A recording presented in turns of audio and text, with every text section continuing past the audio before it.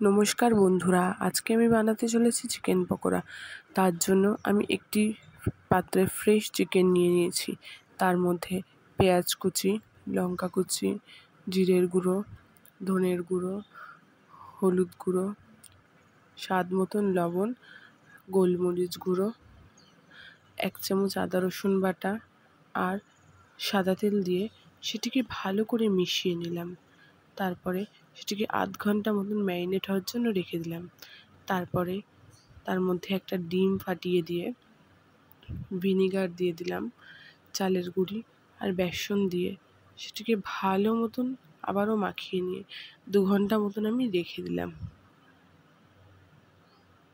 তারপরে যখন আমার এটা ম্যারিনেট হয়ে এসছে, আমি কড়াইটা গ্যাসে বসিয়ে তেল দিয়ে দিলাম। তেলটা গরম হয়ে যাওয়ার পর একে একে পকোড়াগুলো ছেড়ে দিলাম। আর পকোড়াগুলো আমার এখানে ভাজা হয়ে গেছে প্রায়। এবার আমি সেগুলোকে একটু উল্টে পাল্টে নিলাম। পকোড়াগুলো লাল লাল হয়ে গেছে। এবার আমি এগুলোকে তুলে নেব। আমি একটা ট্রের মধ্যে এগুলো তুলে নিয়েছি। এই যে পকোড়াগুলো। আপনাদের সবার যদি এই রেসিপিটি ভালো লেগে থাকে অবশ্যই লাইক, কমেন্ট, শেয়ার করবেন আর সাবস্ক্রাইব করতে ভুলবেন না।